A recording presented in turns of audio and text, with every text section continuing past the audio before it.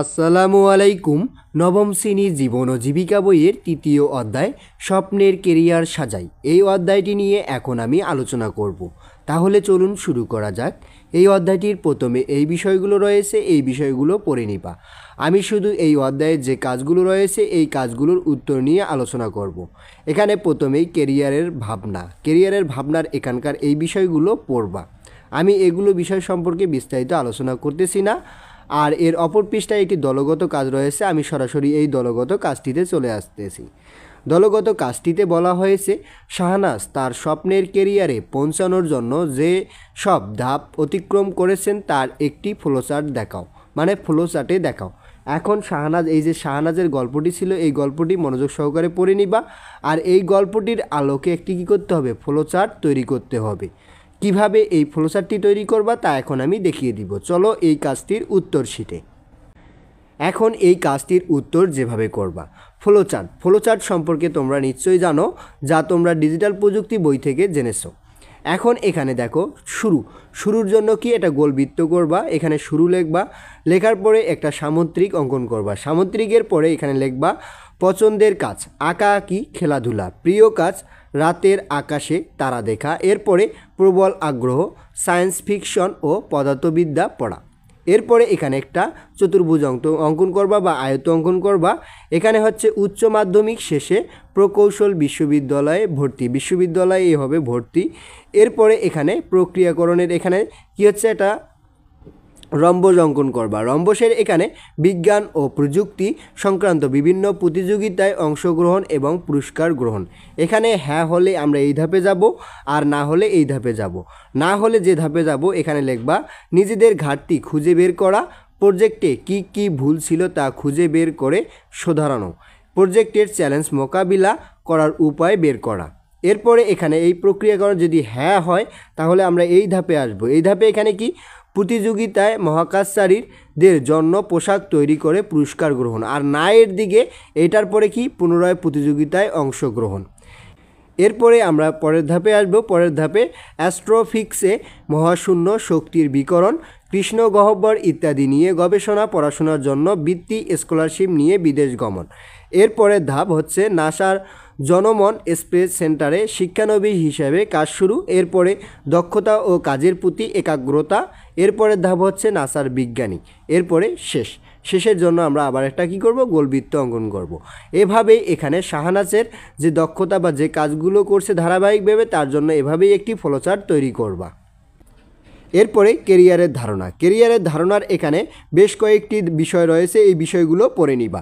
এগুলো সম্পর্কে আমি আর বিস্তারিত আলোচনা করতেছি না। এর নিচে যে কাজ রয়েছে আমি সরাসরি সেই কাজে আসব। এখানে দেখো ধাপ 1 বৃদ্ধি, তারপরে ধাপ 2 অনুসন্ধান, ধাপ 3 স্থিতি, এরপরে ধাপ 4 বজায় রাখা, এরপরে ধাপ 5 প্রতিফলন। এগুলো বিষয় পড়ে নিবা। এরপরে একটি দলগত কাজ রয়েছে, আমি সরাসরি এই দলগত কাজটিতে চলে আসতেছি। এখানে বলা হয়েছে তোমাদের এলাকার কোনো বিশেষ ব্যক্তির সাক্ষাৎকারের মাধ্যমে তার কেরিয়ার জীবনের গল্প সাজাও। একজন ব্যক্তির সাক্ষাৎকার নিতে হবে এবং তার কেরিয়ারের জীবনের গল্প সাজাতে হবে। তিনি এখন কেরিয়ারের কোন ধাপে ডোনাল্ডের মডেল অনুসারে অবস্থান করেছেন তা উল্লেখ করো। গল্পে উক্ত ব্যক্তির শিক্ষাজীবন, কর্মজীবন, কেরিয়ারের তার ভালো লাগা, চ্যালেঞ্জ, তিক্ত অভিজ্ঞতা, সমস্যা উত্তরণে গৃহীত পদক্ষেপ, কী করলে তার কেরিয়ার আরও ভালো হতে পারত, বিশেষ কোনো ঘটনা যা কেরিয়ারের জীবনে স্মরণীয় ইত্যাদি বিষয় অন্তর্ভুক্ত হতে পারে বা করতে পারো। এখন এই দলগত কাজটির উত্তর কিভাবে করবা তা এখন আমি দেখিয়ে দিব। চলো এই দলগত কাজটির উত্তর শিটে। দলগত কাজটির উত্তর যেভাবে করবা, আমি এখানে উত্তর লিখেছি দলগতভাবে আমরা যার সাক্ষাৎকার নিয়েছি তার নাম মোহাম্মদ রেজওয়ান। এখানে তোমরা যাদের সাক্ষাৎকার নিবা তার নাম লিখবা। আমি এখানে রেজওয়ান নিয়েছি। মোহাম্মদ রেজওয়ান 1989 সালের 8 ফেব্রুয়ারি বরিশাল জেলার শরিকল গ্রামে জন্মগ্রহণ করেন। তার পিতা মোহাম্মদ নাসির উদ্দিন খান ছিলেন একজন ফার্মাসিস্ট। তিনি শরিকল উচ্চ বিদ্যালয় থেকে এসএসসি ও অগরপুর ডিগ্রি কলেজ থেকে এসএসসি পাশ করেন। সেখান থেকে তিনি বরিশাল বিএম কলেজে স্নাতক ও স্নাতকোত্তর ডিগ্রি অর্জন করেন।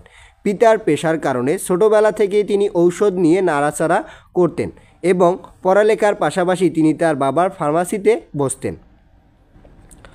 ঔষধ নিয়ে ছিল তার যত ভালো লাগা ও ভালোবাসা, তাই অনেক চিন্তা ভাবনা করে ফার্মাসি বা ঔষধের দোকানকেই তিনি ব্যবসায়ী হিসাবে গ্রহণ করেন। শরিকল বাজারেই দিলেন একটি ছোট দোকান। 2015 সালে তিনি ঔষধ কারখানার লাইসেন্স পান।